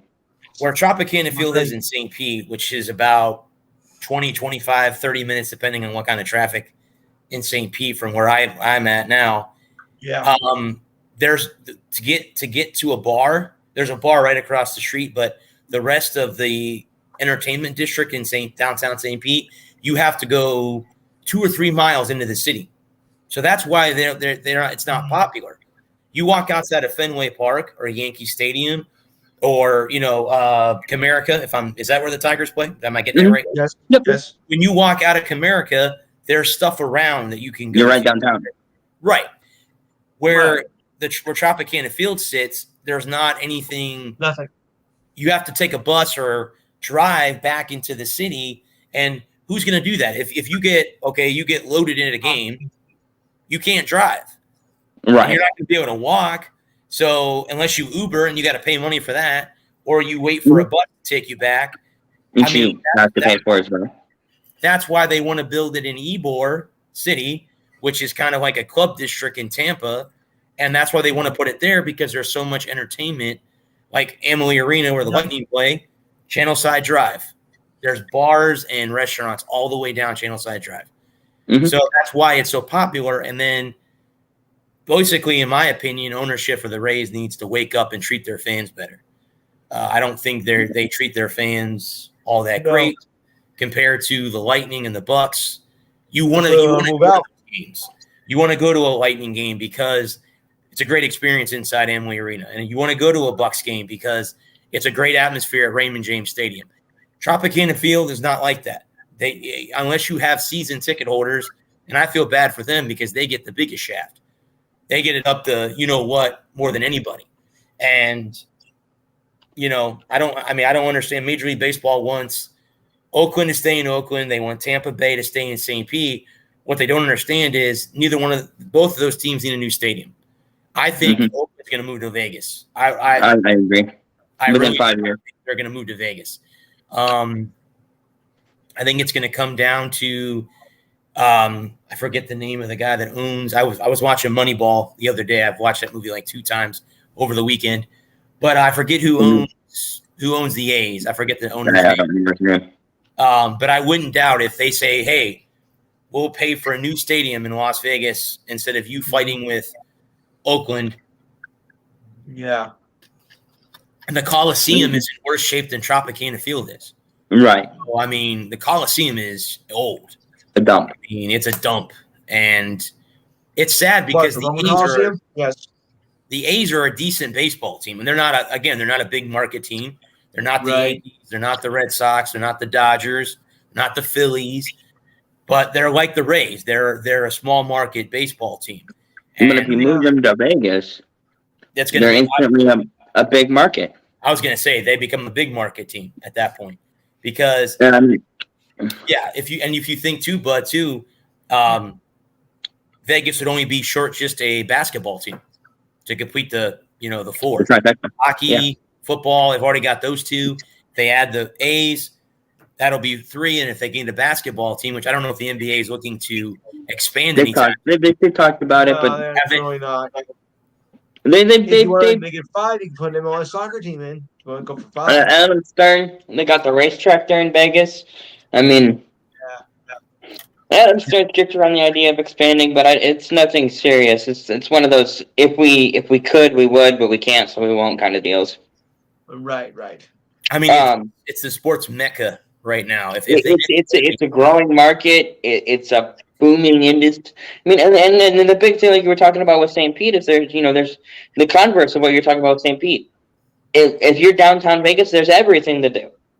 You can one of the things that the Ilitches did, and you're talking about fan experiences at Emily Arena versus Tropicana Field. One of the things the Ilitches did is they moved up the start of the hockey games on Sunday night. They moved them to 5 p.m. so people had time to go to a bar, go to a restaurant, do things outside of the hockey, after the hockey game.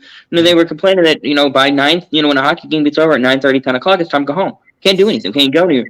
Business owners were saying, like, we don't see the appreciation of the crowds. There's 20,000 people that go to a Red Wings game on a Sunday night. This was like 15 years ago when the Wings were a good team, but there's 20,000 people downtown on a Friday night, and we don't get that traffic because they all got to go home. So the ownership went to the league, and the league said, yeah, okay, we'll move your Sunday night games to 5 p.m. And it's been a huge boon for business owners downtown. The casinos and the restaurants and the bars, they've all seen tremendous upside. And having those teams downtown and having those mid-afternoon games, a late matinee, where they can still, because it's not just there's the Fox Theater. So the Wings game gets over at 7:30. Well, they can have a concert at 8, and you go from the Wings game right to the Fox and catch Fall Out Boy or whoever your favorite. You got a band can play that same night, and in Shinedown the Wings get done at 7:30, 7:45. Shinedown's on at 8. Shinedown's traveling with a couple of local acts. POD and a local guy, and this local band's on it at 7:30. Well, okay, we missed the local band, and then there's POD and now Shinedown. Shinedown's at 9 o'clock, and they go till 10:30, and we get home and go to bed and go to work, and it's a whole day downtown, and and it's an extra. You're spending even more money downtown, and that's what the to your point about fan experience. It's about creating more bang for your buck. It's about I'm already downtown. I might as well go do something else. And where Tropicana Field is the middle of nowhere. And, if we're out in the swamp, I guess We're going gator hunting this evening then? You Well, want to flash swap up for the some Meadowlands. crawdads. Speaking of gator hunting, when you go to the swamp in Gainesville, there's nothing really around. Well, But it's but right on it's campus. on campus. Yeah, You know, yeah. it's on That's what I'm campus. doing, you know. It's a whole different, but it's a whole different ball of wax. You know, it's a whole different. You know, and college towns are built around the college, so you know those. It was funny. It was went to the place in Ann Arbor, Crazy Jim's Blimpie Burger. So when they closed at 8 o'clock, and I was talking to some of the guys there, and they're, you know, they would want to be open later, but they can't get anybody to work past 9 o'clock, 8 o'clock. So, you know, it's a totally different animal when it comes to being on a college campus versus being in a city or in the boonies. You know, whereas in the city you've got adults who need jobs who will work as late as they can work, or as late as you need them. So, you know, you're not relying on 40,000 freshmen who want to work 3 hours a week and make $50,000. You know, but that's a whole nother discussion. You know, and so with the Lightning, or not the Lightning, sorry, the Rays getting reinvestment in the city, you know, it's like and Tropicana needs to be torn down and rebuilt. That was built for the Lightning, actually. Mm. That stadium was built for the Lightning that played there. It was the Thunder. Right. They left. Right.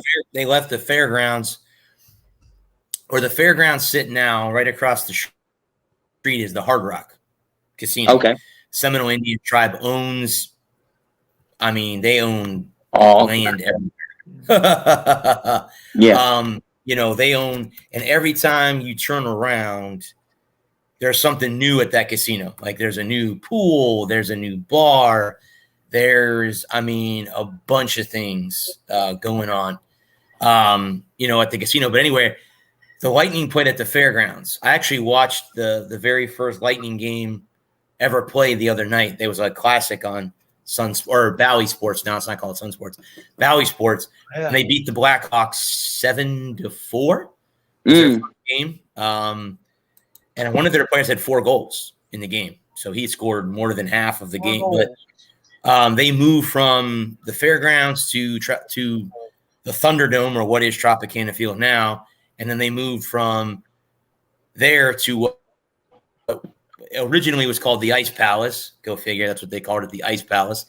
All right. Changed name to Amalie Arena because Amalie Motor Oil. I have a funny feeling that Jeff Finnick, who owns the Lightning, must have a huge amount of stock in that company, that he's getting paid a boatload of bucks to put their name on that arena, you know. And Right. I still can't figure out what the hell Motor Oil has to do with hockey. But hey, you know what? You know what it has to do? It has to do with paying the bills. Well, you know what? It might be put in the Zambonis that clean the ice. So there you go. Yeah, there you go. There you go. You know, I'll take whatever sponsors want. You know. Yep. I ain't afraid of anything. Well, speaking of hockey, guys, let's look at the standings now that we're going to be at the All-Star weekend, which the All-Star game is actually in Sunrise, which is home of the Florida Panthers. Saturday. Oh wait, no, that's Panthers. The Metro Division is as follows.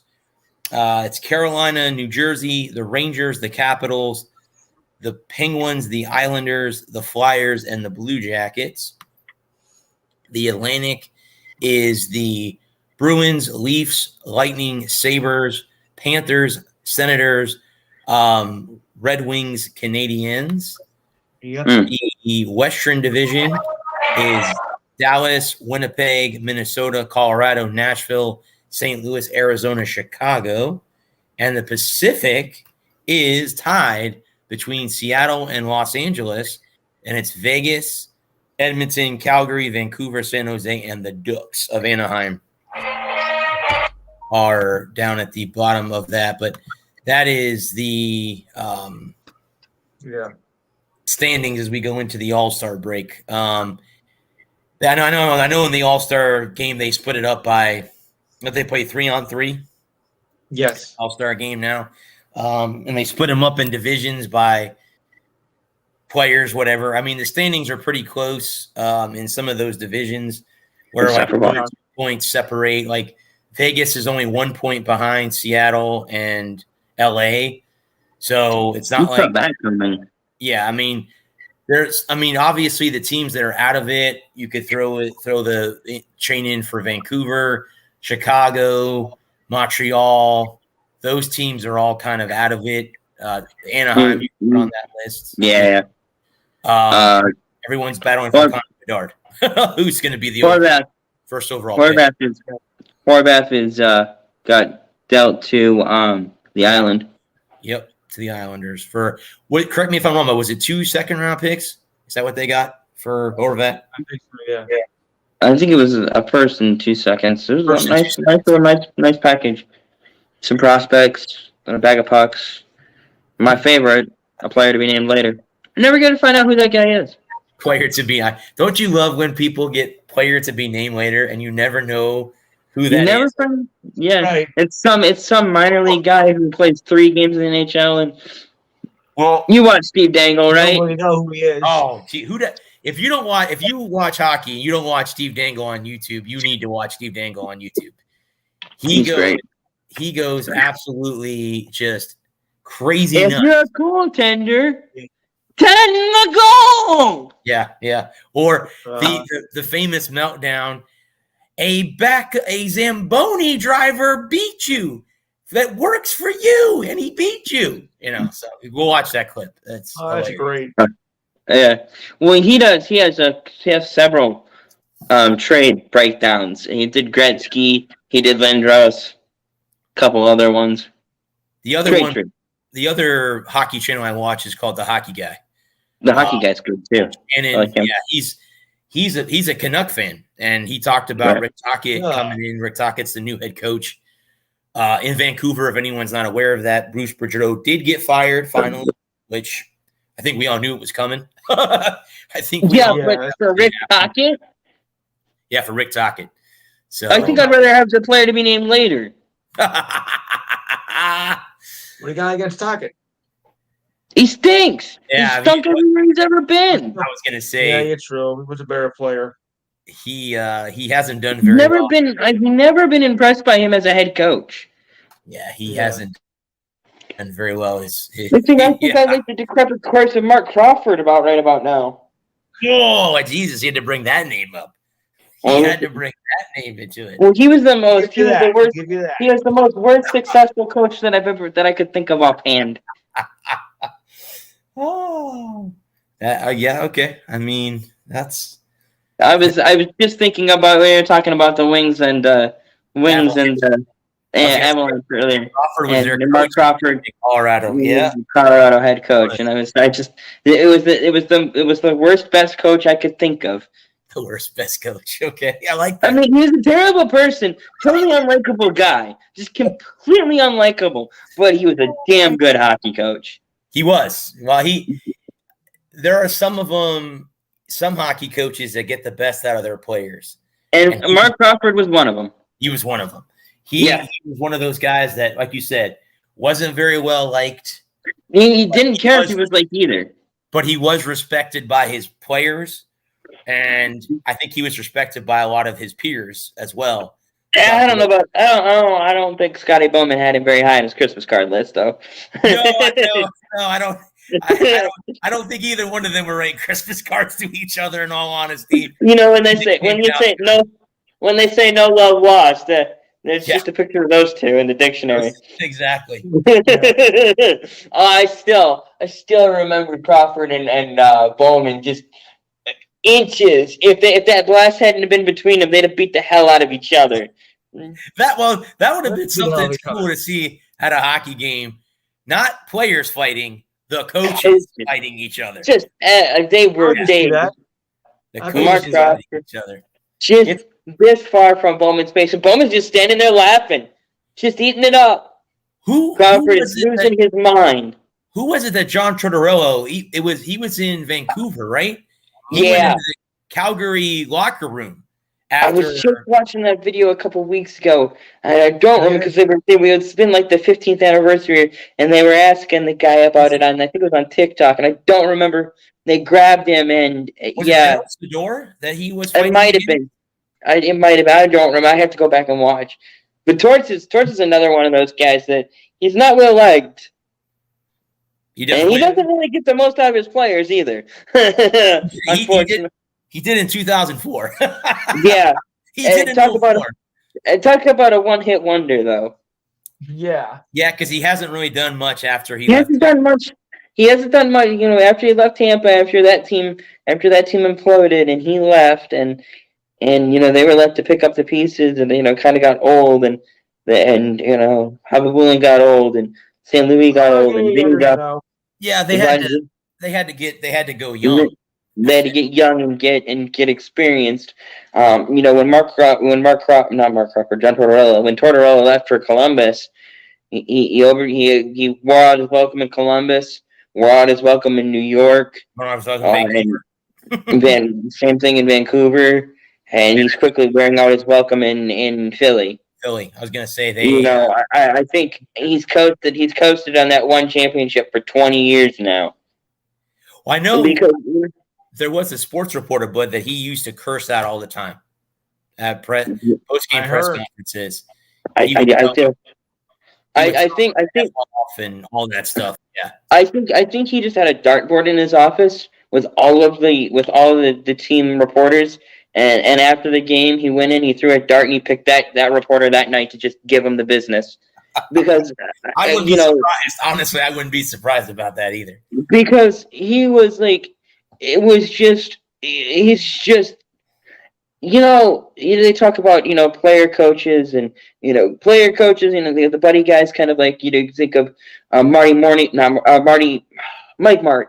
or who was in San Francisco at the end of the Niners, at the end of the 90s. I can see his stupid face. He was in Detroit. Mm-hmm. Bummer. He was part of that Giants. Lou should know. He was part of that Giants-Niners game at the end of the 90s.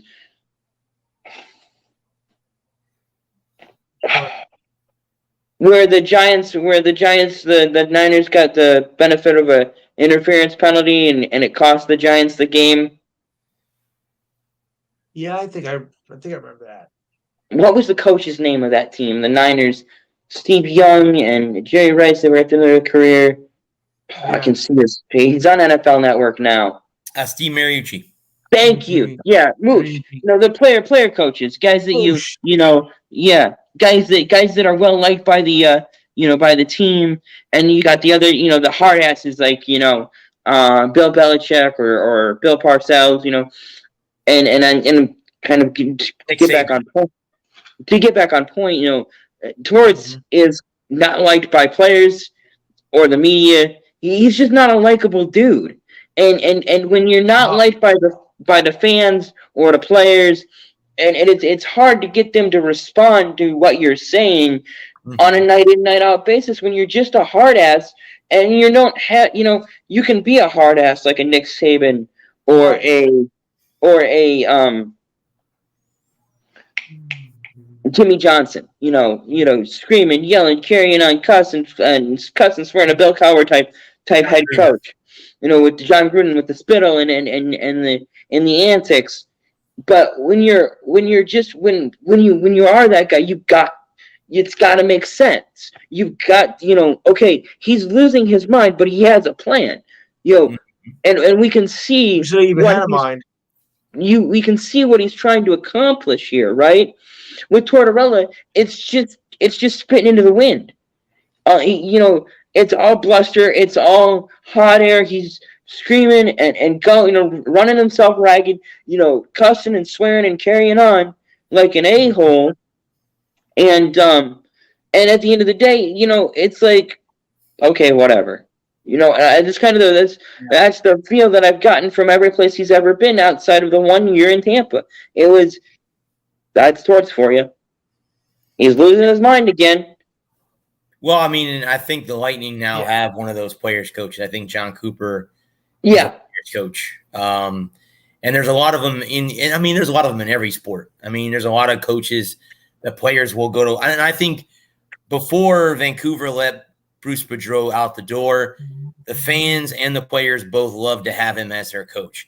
Unfortunately, the general manager didn't want him. Ownership wanted to keep him, but ownership said, you know what? Okay, I'm throwing up my hands. White flag is up. Get rid of him. If you want to do that, do whatever you want. Do what you want to do. The issue that I have with it, or what could possibly happen with it, is Vancouver could end up being like a Buffalo, where it takes 6, 7, 8 seasons to get back to being irrelevant or relevant again. You know what I mean? It's going to take a while. It's going to take 3 or 4 seasons. It's going to take 3 or 4 seasons for them to just get to irrelevant at this point. Well, yeah. I mean, they're so far below irrelevant that it's going to take a couple of seasons for them just to get irrelevant, get to irrelevant. You know, and I think that Vancouver's a yard sale right now. Everything's up for grabs, and I meant fire sale, but yard sale works too. I like it. A fire yard sale. Yeah. The yard's on fire. We're gonna offer you 26 cents. Lou will have to throw in his Dine Knots video collection. We get 27. Okay. It's an Animaniacs reference for all my 90s babies out there. I know what it is. And I always want to be Wacko. I like Yakko was my favorite. Yeah. And I guess we can kind of do you want to end the show with the NFL, or the end of an era, as it were? Yeah, we can say that. I don't believe that Tom is coming back. I don't think so either. And I heard before. I think it's different. It's different. I think it's different this time. It felt different. He felt happy. Yeah. He looked happy. He looked content. Yeah, his kids are going to play a factor into him staying retired this time around. I think the biggest thing was his marriage dissolved, right? Correct. And he just I was thinking about this earlier in the week. I was thinking about how even when Tom Brady is mediocre, he still has a Pro Bowl career or caliber year.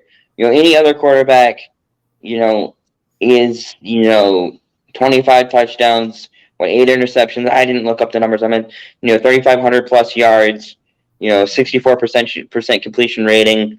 It's a good year. But when you're the GOAT, and it's one of your worst, when what an average quarterback would look at as a good year is one of your worst years. Father Time is undefeated. Well, I like the message, Bud, you sent me the other day. So are we all going to get tickets to 2029 in Canton? Are we all going to, 2029? 28. 2028. The 3 of us, are the 4 of us going to go? I'm going. I want to be there. I want to be there. I'll be there. I'll go with you. I'll go. Road trip, baby. Road trip, baby. I'll wear my Tom Brady Patriot jersey because he should go into the Hall of Fame as a Patriot. I can't see him going in as a Buccaneer. But we'll see. I doubt he would go in as a Buck. Robert Kraft wants him to resign, sign a 1-day contract with the retire to retire as a Patriot. Yeah, I saw that. I was going to say he would. And I was saying, that's kind of what I was thinking about, is the fact that it's going to be totally weird. It's going to be Peyton Manning all over again. When Peyton hung him up, and that was the end of and it was officially official. He was done, and everybody knew he was done. Right. And Peyton Manning has a lifetime supply of Budweiser, and Tom Brady has a life supply of kombucha. So there's that. Well, I mean, if you think about it too, it's an end of a era as far as quarterbacks go. Yeah. the last Yes, pocket yes. passing quarterback. Right. That was left, and now they're gone. Now it's the Josh Allens, the Mahomes, the Justin Huberts, kids like that now. Jalen Hurts, you can go down the Trevor list. Lawrence, Trevor the Lawrence. mobile quarterback. Yeah. Kind of. I think and this is cyclical because we had that at the end of the 90s. We had Donovan McNabb and Randall Cunningham, Dante Culpepper, those kind of guys. Mhm. But the difference between the Michael Vick and Jalen Hurts is Jalen Hurts can throw the football.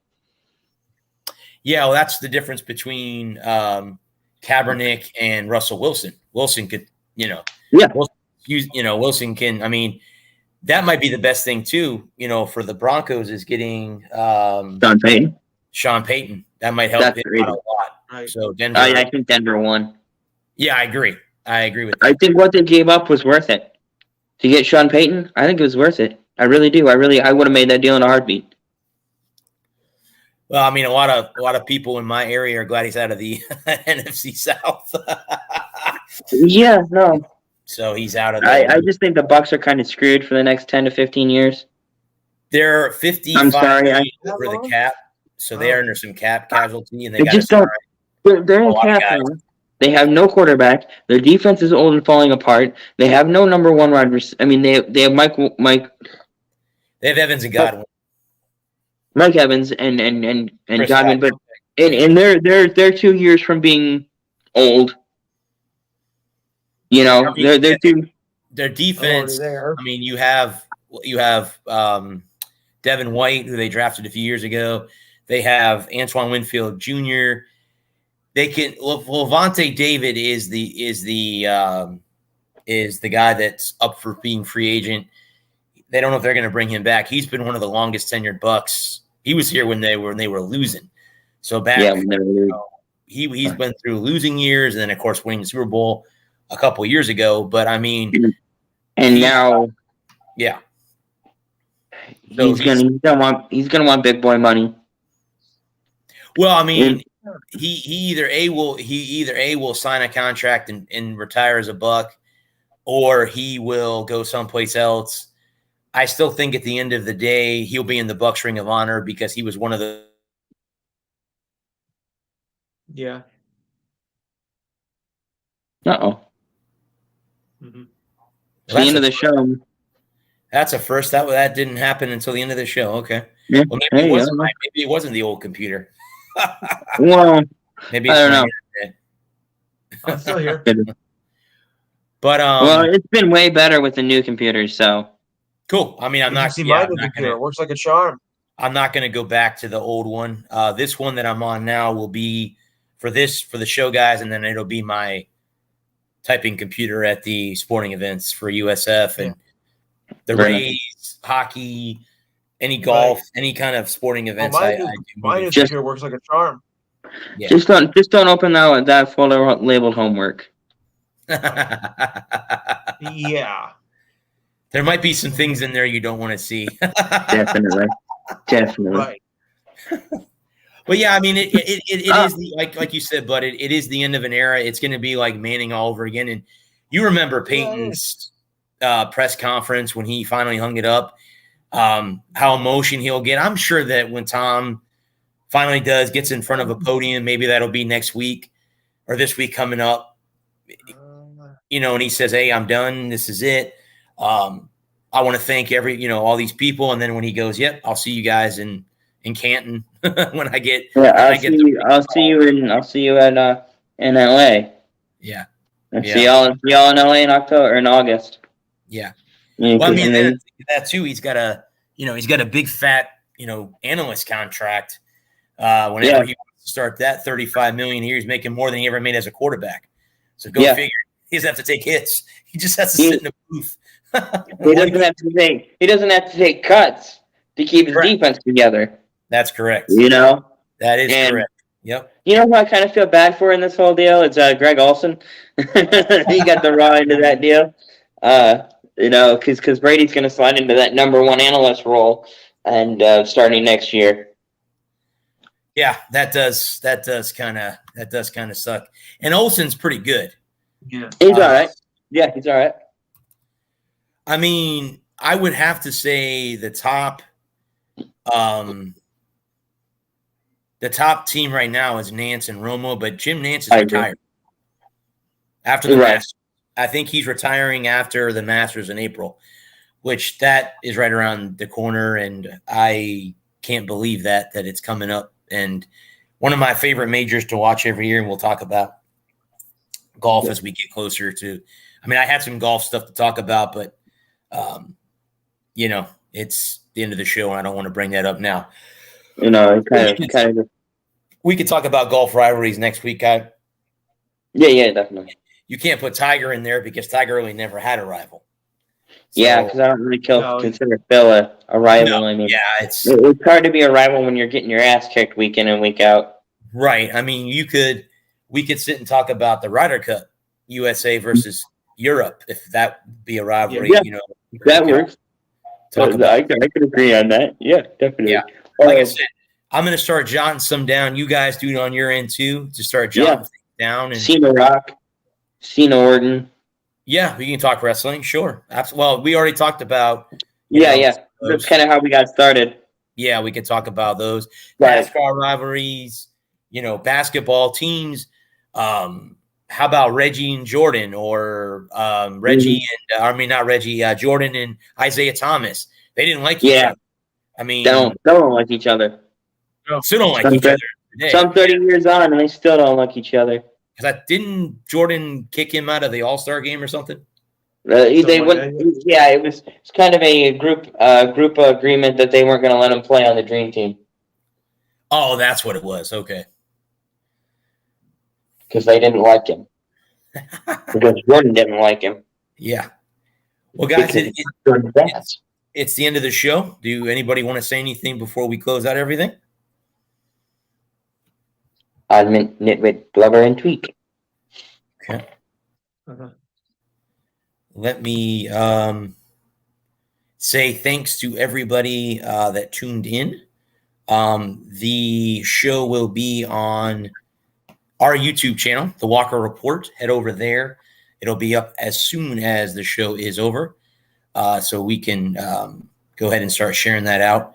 But anyway, guys, Lou has a show on Saturday. Check out the rest of In the Zone sports shows. We are on Roku TV, $4.99 a month. Head over there if you want to sign up to watch us live on TV. But guys, we're out. I guess next week's show, be prepared to be rivals. We're going to have some rival talk next week, and we'll preview the big game, the Super Bowl, the last game of the 2022-2023 NFL season.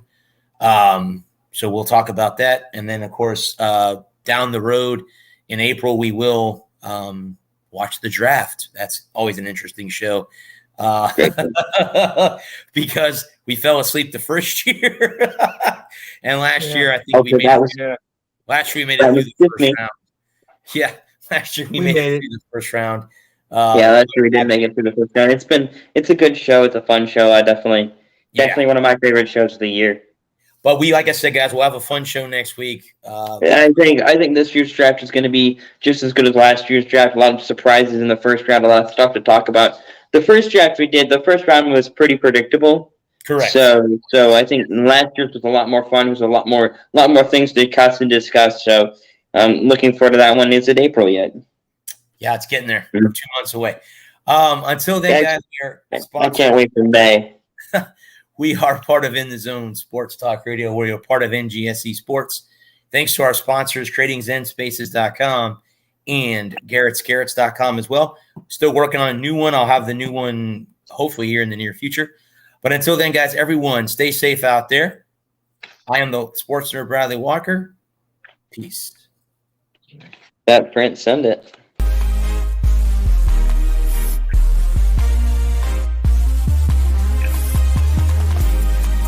Thanks for joining the show. We love and appreciate you all for tuning in. We'll be back next Thursday from 8 p.m. to 10 p.m. Eastern Standard Time. We give thanks to the men and women of the armed services and first responders. This has been an In the Zone Sports Talk Radio Network LLC production with the sports nerd Bradley Walker and co-host Adam Mangold. Be sure to download the Try99 TV app on any smart device and subscribe to In the Zone Sports Talk Television. The cost is $4.95. Thank you in advance for your support.